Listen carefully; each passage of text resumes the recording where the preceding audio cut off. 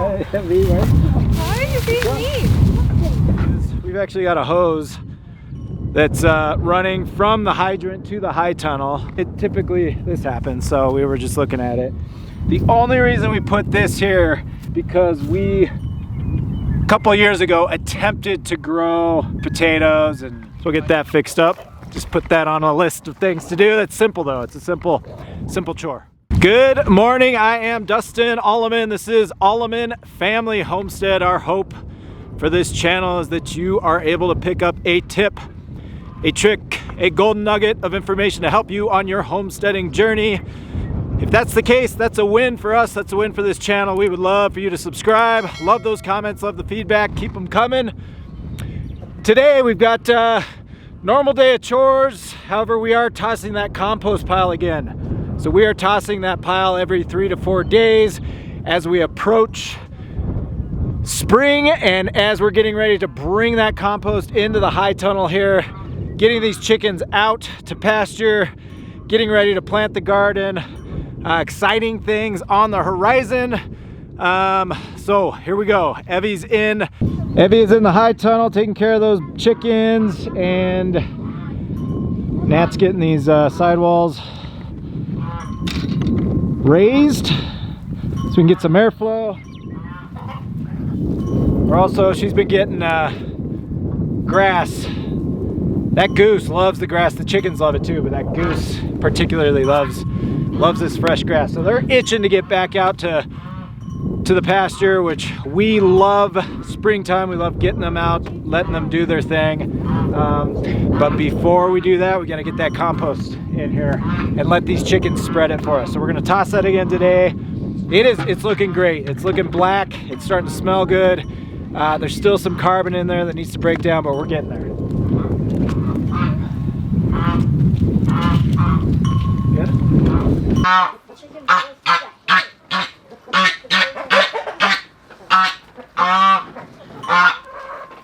All right, so as the weather heats up, we've got hoses. We've actually got a hose that's running from the hydrant to the high tunnel, but typically this happens, so we were just looking at it.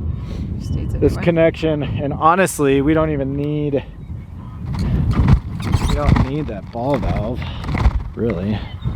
So we had originally, the only reason we threw a ball valve, so this line runs from the hydrant to the high tunnel, and then we've got, let me see that, we've got a ton of these. We've got like 5 of these spread out throughout the high tunnel so that we've got connections if we need to run hose, or if we need to turn the ball valve off if we're watering certain areas. The only reason we put this here, we actually cut this, put a ball valve on here, because we a couple years ago attempted to grow, I think we grew potatoes and onions and something over here. It didn't work. We've tried so many times to grow veggies and food outside of that high tunnel. It just doesn't work with our climate. So we had this on here, we had a ball valve, and we had a T. Really all we need to do, Natalie, we don't even need that ball valve, we just need to,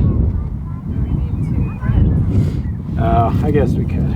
It's probably, yeah, this just cracked, freeze thaw, so we can just throw, yeah, it's so much easier. We've got these. And if we ever need it, we're fine. Yeah, so we just need another ball valve. Throw a ball valve on, that way we're not walking out here trying to do water in the morning. We can just throw that hydrant on, and then we've got water in the high tunnel so that Evie's not walking back and forth. So we'll get that fixed up. Just put that on a list of things to do. That's simple though. It's a simple chore.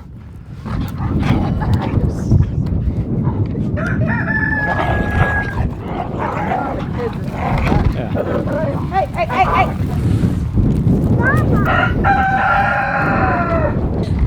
Gosh, our little dog. I think that little dog, she's so crazy. She's still a pup. She thinks she's Maui tolerates it for about 30 seconds, and then he just kind of tells her who's boss, and then here they are. They're fine. They're good now. All right. Good morning, girls. You can see Love, she's out there. She was sleeping out there. These two girls are out, June and Annabelle. I don't see Maybelle, she must be in the loafing shed. Yeah, there's Maybelle. So the wind's a little breezy, it's chilly, that wind's chilly. But as it warms up, these cows are less likely to sleep in the loafing shed, and they're more likely on these summer days, they're gonna be out sleeping out here, which is great, We don't have, we've got a few poop patties in here, no big deal, but no pee. That's what really the challenging thing with these loafing sheds during the winter, and the reason we have to continue to add carbon. It's not so much the poop, yeah, we got to get the poop out, but it's the pee. They're all sitting in here peeing when it's freezing out here, and this ground just gets so saturated. That's where we end up with messy cows.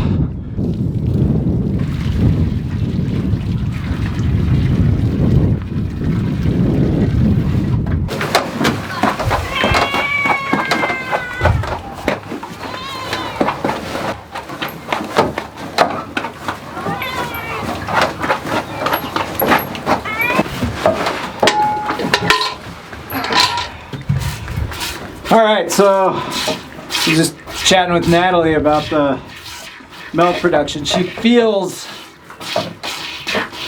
fuller. I don't know if that's a word. She feels she's fuller. I don't know. She has more milk. I don't think that's a word. And Natalie said, yeah, we got 6 cups yesterday, so about 3/4 of a half. Which is great. We've increased production by more than 50%. We were getting a quart when we got back, and we're up to 3/4 of a half. So, and look, when we fill up those half-gallon jars, I think the 8, the jars have that lip at the top.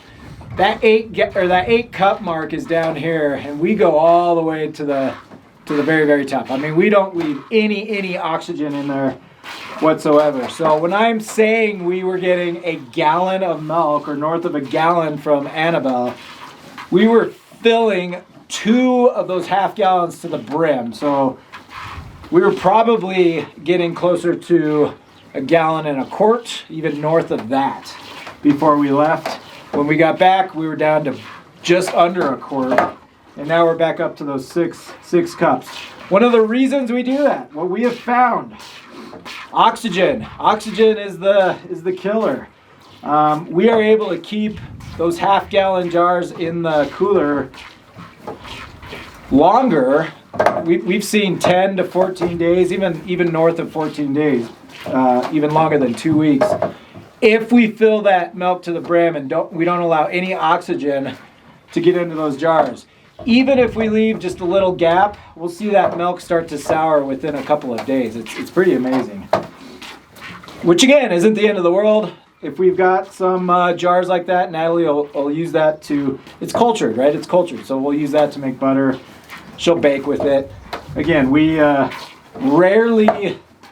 I say rarely, we never throw out milk. If we've got milk that's gone bad, it's clabbered, we'll either do something with it from a butter standpoint, from a baking standpoint, or it'll go to the chickens or the pigs. We will never just toss it. It's always being utilized. So, back to what I was saying. I guess yesterday we were up to 6 cups, which is great. It's great. We've increased her milk production again, which is what we want over the next couple weeks before we dry her up. So we're about done here. We'll get her finished up, and then we're gonna go toss this compost, see what it looks like. It's exciting. It's exciting. We're getting that spring fever, right? We're getting ready to get all the animals on site. Getting ready to get that garden going, get the compost in there. Exciting things.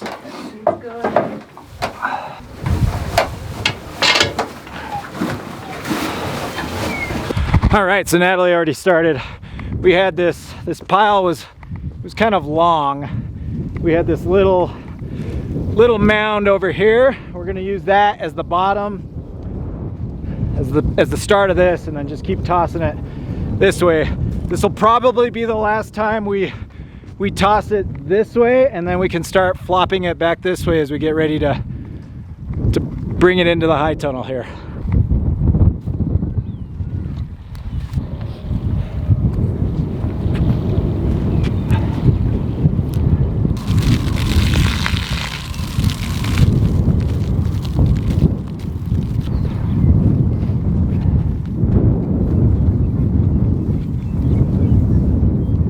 All right, so there you go. It's getting easier and easier to toss because that material is breaking down. It's becoming more like soil as opposed to these big chunks of hard poop and hard hay. It's pretty amazing. I mean, we're getting a lot quicker at it, a lot faster tossing this thing. So there we go. You can see, again, I pointed this out last time we tossed it. You can see how black and rich this is compared to what it started out as, which is just a bunch of poop and old spent hay. You can see how brown that is and how black. It was steaming too today. I don't know if you guys were able to see that. And there was just steam coming out of this pile as we were tossing it. So exciting stuff, exciting stuff.